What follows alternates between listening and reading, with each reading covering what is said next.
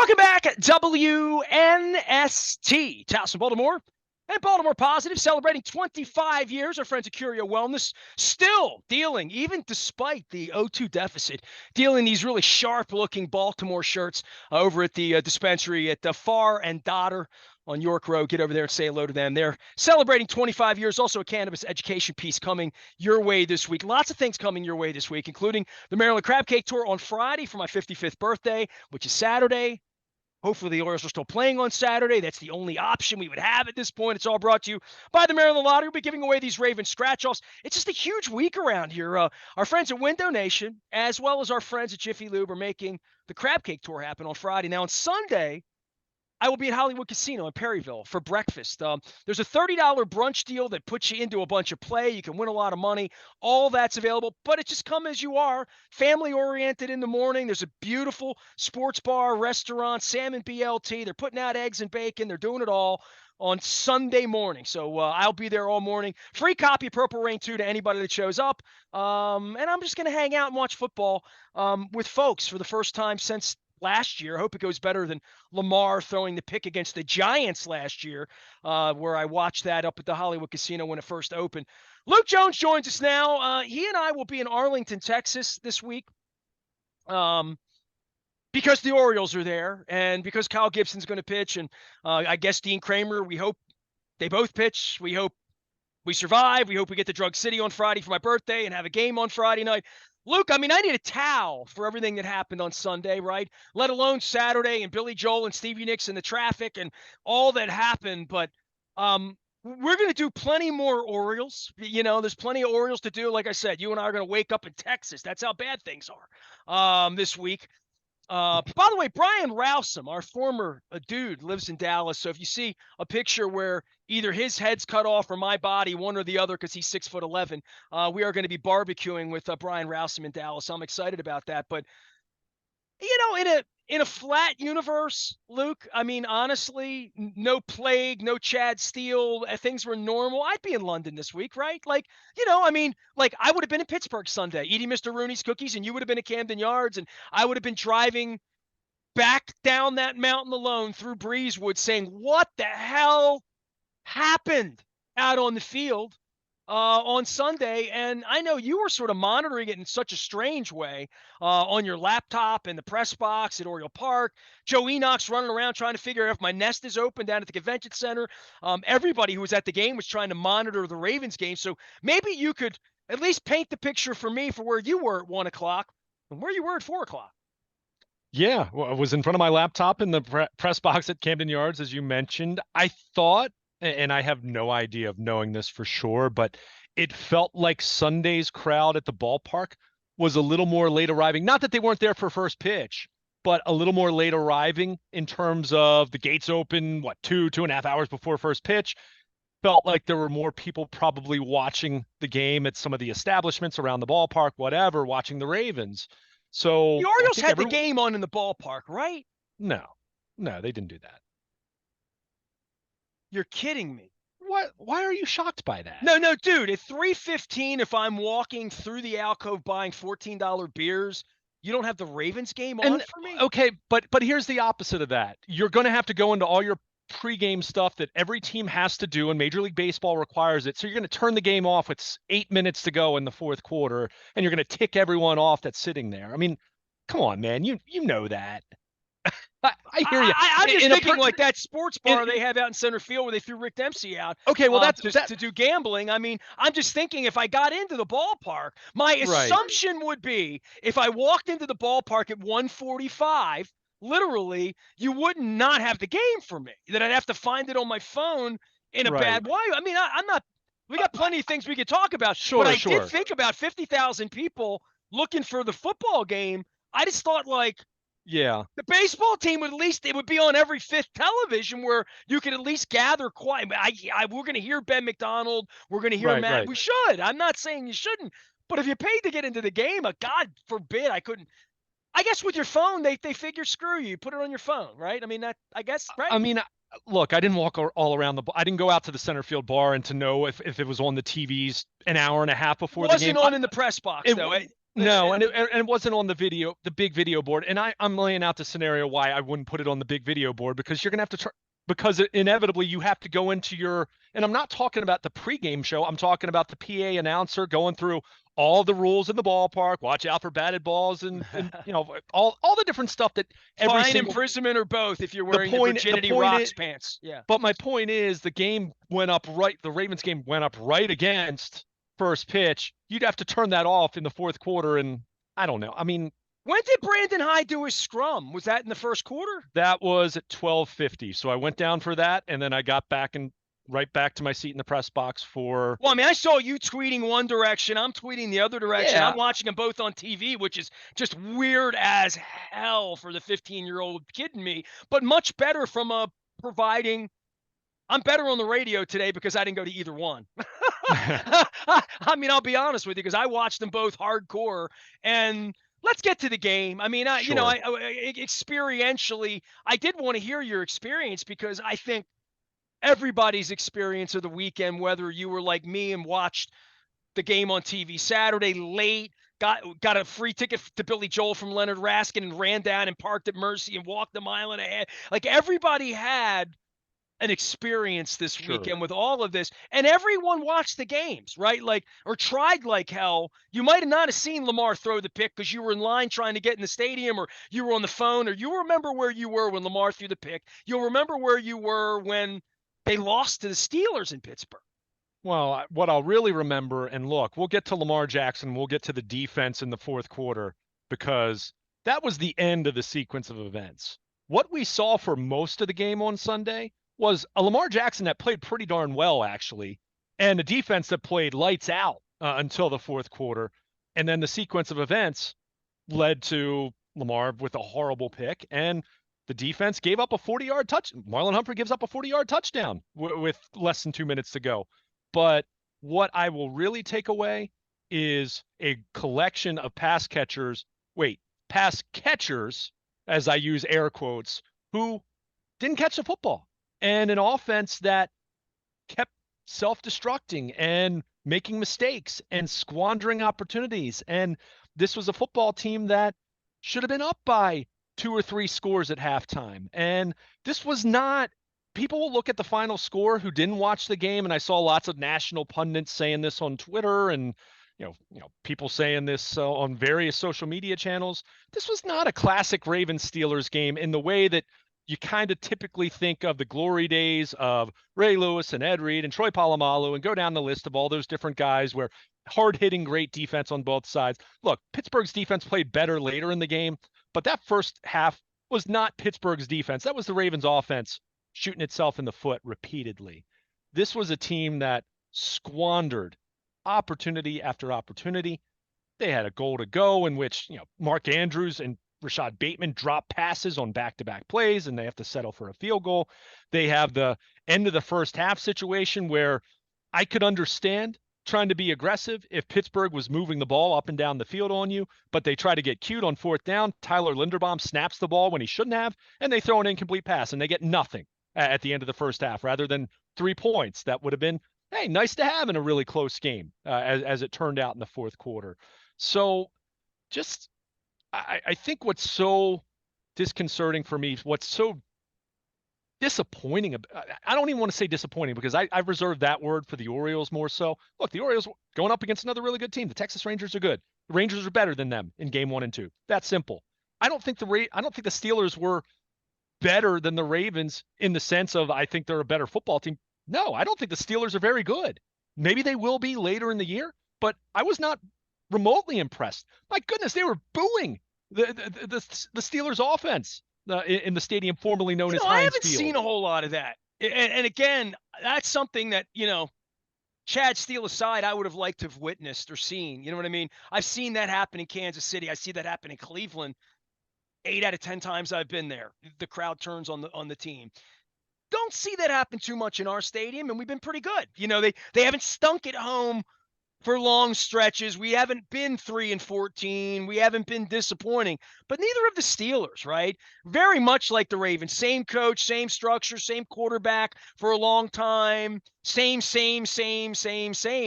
But the same is double-digit victories 3 out of every 4 years, enough to keep coaches around for five times longer than any coach stays anywhere else, right?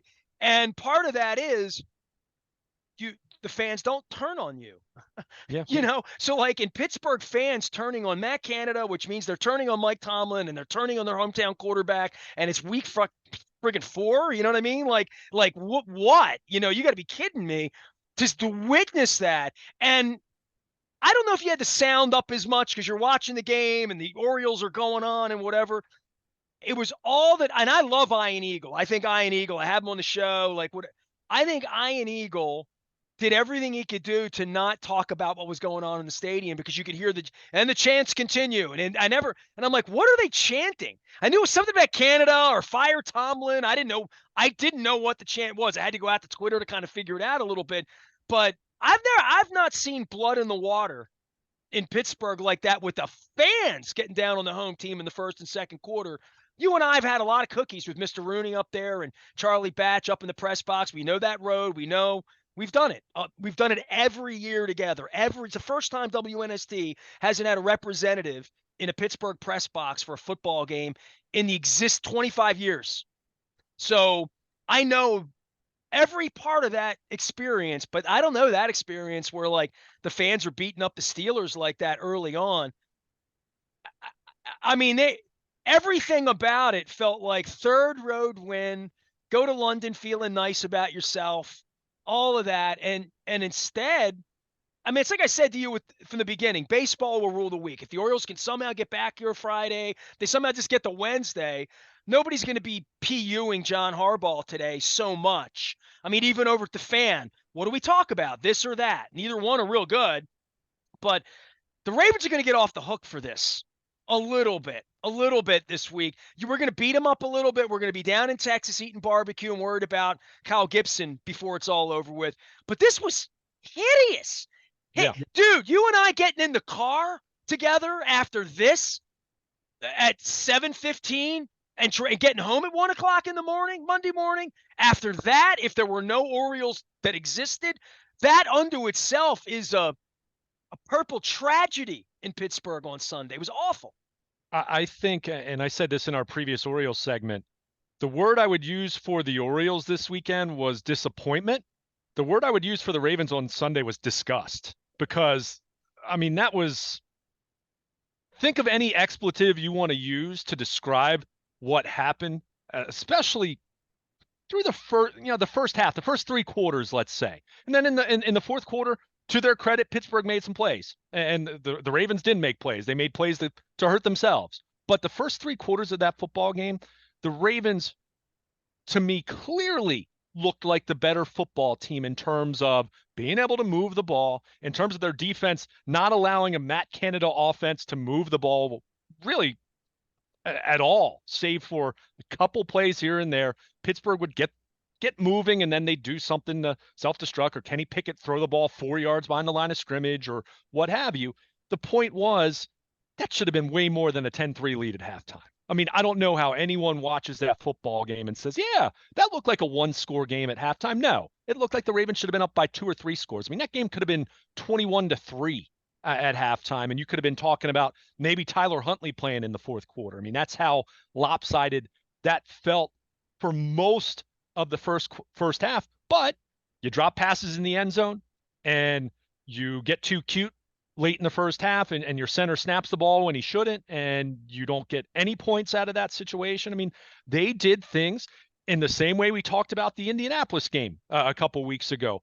They did things over and over and over to leave the Steelers in the game. And then eventually Pittsburgh was able to rise to the occasion just enough to get it done. So it's players like TJ Watt that do it, right? And blocking a punt, and the attention to details that with the game on the line, Pickett didn't waste the game. I mean, he found a way to win. Sure. Yeah. I mean, right. But it's just, I think what's so unsettling about this, what brings such disgust about this, is we saw this football team lose games like this last year, right? You mentioned the Giants game, just several minutes ago. Look, the Miami game, week 2 last year. Go down the list. The Buffalo Before game where Lamar they got had a hurt, because lead. once Lamar gets Oh, hurt, right. I'm not even. there's no, they only really have a Exactly. 10-game season the last 2 years, really. Sure. Fair enough. But And they're we saw seven and this. three or 8-2, and we're like, yeah, good. And who they beat? I mean, the Oh, Colts, the Steelers. I mean, these bad teams this year. These are bad teams. well, I don't want to get too much into, because every team you play the games on your schedule, right? I mean, you just do. But we saw them do this last year. There were times where, they would look really good, or they would do, they'd be moving the ball, they'd be playing good defense, whatever it is, and then something goes awry. And in the case of Sunday's game, just had the drops. I mean, they hadn't had that many issues dropping the football the first 4 games of the season. For all their inconsistency on offense, it wasn't as though we were seeing Zay Flowers and Mark Andrews and Rashad Bateman and company drop a bunch of passes. Aguilar drops a gorgeous throw from Lamar Jackson that should have been a touchdown. So it's not as though we saw a ton of that, but we did on Sunday. And my goodness, it was absolutely critical. And then, Justice Hill puts the ball on the turf. That's something that he's had some issues with it. And I've sang the praises of Justice Hill. I think he's someone who can help them, and you see he gives them some juice. But 2 knocks on him have been he's had some injury issues, and every time that they've gotten to a point in his career where maybe they're ready to turn to him, he gets hurt. And he's also had some times where he's put the football on the ground, and we saw that on Sunday. So they just had so many squandered opportunities. And then you get to the fourth quarter and the sequence of events. I've heard so many head coaches, so many managers talk about this. Wink Martindale used to talk about this a lot, talking about defensive football, that the mark of a good team or a good defense or a good offense or good quarterback, whatever, whoever you want to talk about, is how do you handle the sequence of events? And I think what's so disappointing for me, what's so unsettling, what brought disgust, quite frankly, on Sunday watching that, is how this team crumbled in crunch time, kind of across the board. I mean, really. So, the special teams, they had a punt blocked. We've seen the special teams be uncharacteristically poor compared to what you typically expect out of a John Harbaugh team. Not across the board, but the punt team specifically has had its issues. And, as much as Jordan Stout will boom some, he can be inconsistent at times. Their punt coverage has been poor, as we've seen them give up some returns, and they get one blocked. They did every phase came up small at the end of the game. And that's where I will come back now to Lamar Jackson, who played a way better game than what the first 3 quarters indicated statistically. I mean, this is a guy who should have had multiple touchdown passes, beautiful throws right into his receivers' hands that they dropped. I mean, you can't put that on Lamar Jackson. Go back to the famous, Giselle talking about Tom Brady. What do you want him to do? Throw it and catch it too? Like Snoopy. Playing ping pong. Right, exactly. So you had that. You had a defense that played lights out until the very end, but then in crunch time, when you need someone to make a play, one person to make a play on one phase of the game, and everyone comes up small in the last several minutes of that football game, and that's what's so just disappointing is not the right word, because I was angry watching that football game, because it was, again, this was not a classic, oh, wow, these 2 great rivals and they're such great teams and all this. No, this was the Ravens shooting themselves in the foot, and eventually the Steelers mustered enough offense to be able to win the football game. But, again, Lamar Jackson, terrible interception at the end.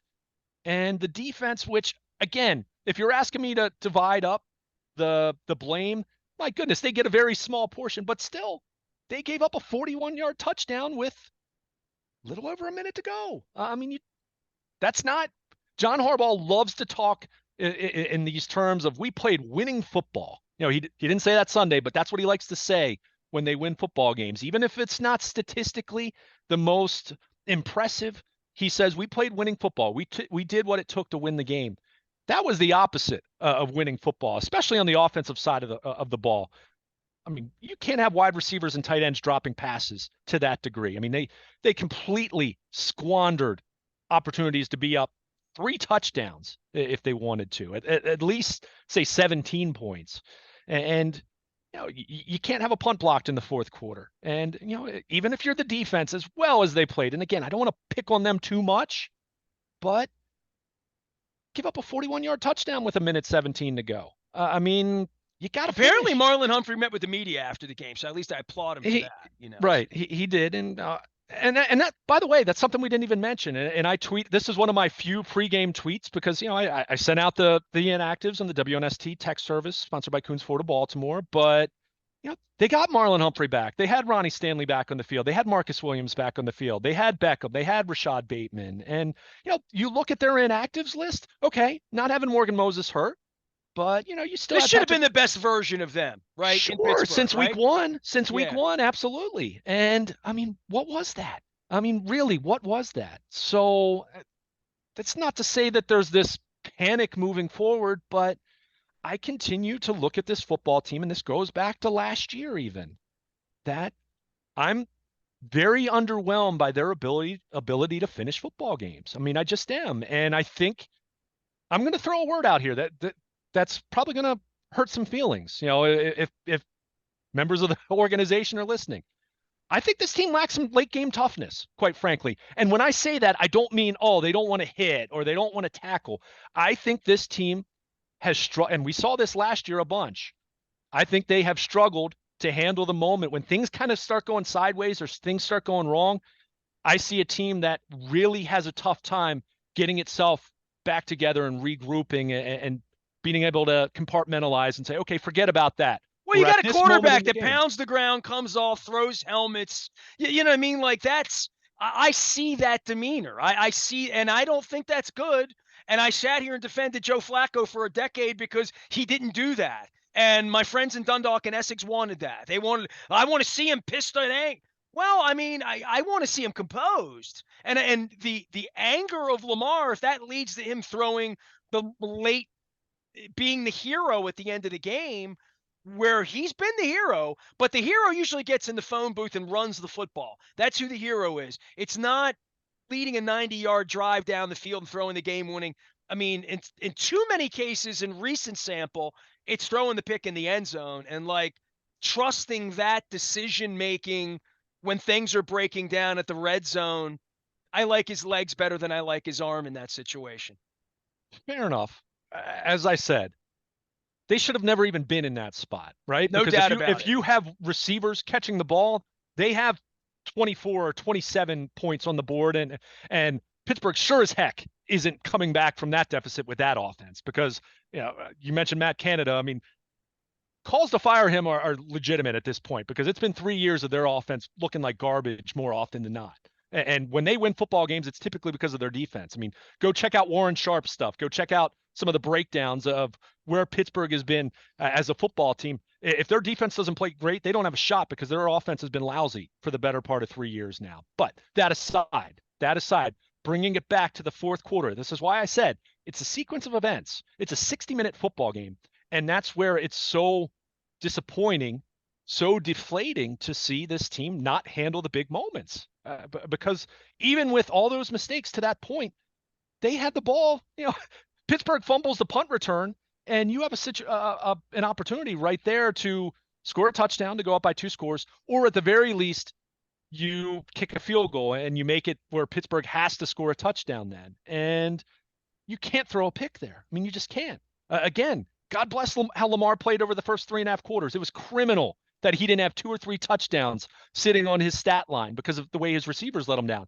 But that doesn't just absolve you from what happens the rest of the football game. And he threw an awful interception in a bad spot. Defense was outstanding for 3.5 quarters. Outstanding. And again, I understand you can't expect them to be great for a full 60 minutes, but you were still in a position where you still had a lead. You were up 10-8 with under 2 minutes to go. And can you make one play? Can you force a turnover? Can you get a strip sack? Can you pick off Kenny Pickett, who's going to have to take some chances? They gave up the touchdown. So that doesn't mean the defense was bad overall. Of course it wasn't. They gave up, the Ravens gave up 17 points, and it wasn't the defense that did all of that because, there were some short fields and what have you there. But, Lamar Jackson, again, I would say in its totality, he played a good football game overall if we're grading him on the full 60 minutes. But we also understand that the final 7.5 minutes is where any team really makes its money. Quarterback, head coach, offense, defense, special teams, whatever. That's crunch time. He failed in that period of the game. So yeah, that's where you just look at this team in its totality right now. And having done this now twice in 3 weeks, and I think, Nestor, it hurts a little more from a fan perspective when it comes against Pittsburgh and Indianapolis a couple of weeks ago. I mean, two teams that no one in Baltimore wants to lose to. So, it's something they did too much last year, too. I mean, we saw this in the Giants game. We saw them come up small against Buffalo. Certainly in Miami, it wasn't the offense as much, but the defense completely collapsed in that week 2 game against Miami. We saw Jacksonville, the defense later in the year. This was when they had Roquan Smith and the defense was playing better overall. The defense wilted in the fourth quarter against the Jaguars on the road. So, look, I'm not saying this to spell out that they should be, that they go 17-0 or 15-2 or anything like that, but we're seeing this team. It happened last year, and we're now seeing it again. They are struggling to finish off football games, and that's not what you want from. This is not a particularly young team anymore. In 2019, they were young, right? You had a 21-year-old quarterback who was unanimous MVP. You had all these Pro Bowl players in their first, second, third year, let's say. But this is a team that should have a little more veteran experience in that regard right now. And we'll get to January legacies because it's October. But that's still a far ways away. But these types of things shouldn't be happening from a veteran football team. In the way that it did on Sunday. So, like I said, the word that Sunday brings for me, having watched that from the press box, and again, I wasn't watching it as closely, as intently as I normally do, full disclosure, but I watched 99% of it, and they didn't play winning football, especially on the offensive side. I mean, again, the defense, other than late in the game, they played lights out for the most part. So they get a very small portion of the blame, but you can't have your offense squandering those types of opportunities. I mean, this is a Pittsburgh defense that, quite frankly, Nestor, had not been very good through the first quarter of the season. They really missed Cam Hayward. He's really, everyone talks about Watt, but I think he's really the guy that I think people in Pittsburgh would say has probably been more the heart and soul, the glue guy. And he's been a great player for a long time, so he's been hurt. He'll be back later in the year.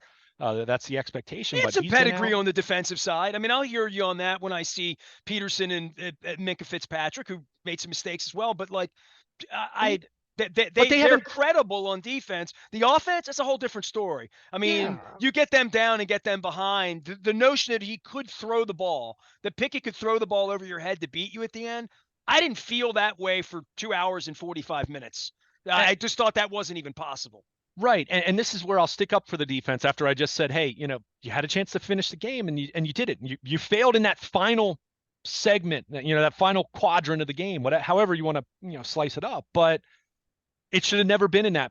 It should have never come to that. It should have never come to Lamar Jackson throwing a pick in the end zone late in the game. It should have never come to Marlon Humphrey getting burned by Pickens for a 41-yard touchdown because of all the failure of the offense to build what should have been a 2 or 3 score lead. I mean, it should have been. Things are going to happen. You're going to have on defense, someone's going to fall or someone misses an assignment. Someone has to go out of the game. Someone else comes in and they're not quite sure of their assignment. You're going to give up a play, but they were in that position in the fourth quarter because of failure after failure to catch the football and score touchdowns and build what should have been an insurmountable lead for an offense that is not good. Kenny Pickett has not been good. Matt Canada is not a good offensive coordinator in the NFL.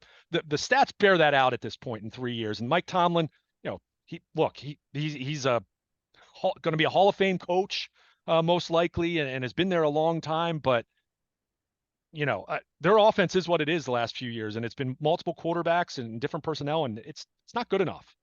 But you do what the Ravens did for 3 quarters on Sunday. You even give a bad offense a chance to make one play to win a football game, and the Steelers did it. So you credit them, you give them that much credit, but boy, this was absolutely, as it was a couple weeks ago against Indianapolis, and as I put it, the headline at BaltimorePositive.com, the Ravens, They absolutely snatched defeat from the jaws of victory on Sunday. There's no question about that. He is Luke Jones. You can find him out at Baltimore Luke. You can, I would say, find him out in Owings Mills this week, but he's going to skip Owings Mills this week. He's going to go to Texas with me. There is no Owings Mills this week. There is no They're Owings in London. Mills. Yeah, we're right, exactly. So he's going to skip Owings Mills this week. So are the Ravens, by the way. They'll be having tea. T as in Tennessee, T as in Titans. We're going to be at Hollywood Casino on Sunday morning for the Ravens game. Come on up to Perryville. Say hello. It's breakfast time. Wear your purple, maybe some orange. It might be game one of the American League Championship Series. Will be held on Sunday. Whether it be held in Baltimore or not depends on whether the Orioles can win 3 games. Luke and I will be in Arlington the next at least 36 to 48 to 72 hours. I'll be at Drug City on Friday for the Maryland Crab Cake Tour, presented by the Maryland Lottery in conjunction with our friends at Window Nation and Jiffy Lube Multi-Care as well. It is our 25th anniversary. At some point, I'm going to get 23 and 22 and 21 up. It's just been so crazy around here. It was a crazy weekend. The Billy Joel, Stevie Nicks concert was great. Thanks to Leonard Raskin from Raskin Global. He had an extra ticket on he's twisted my arm. I'm like, Billy Joel, 52 degrees, stop. Had a great time. I'm glad I went. It was the only thing good that happened all weekend. I am Nestor. We are WNST, AM 1570, Towson, Baltimore. Luke and I with more on the Orioles and the Ravens, even if you don't want to hear it, at Baltimore Positive. Stay with us.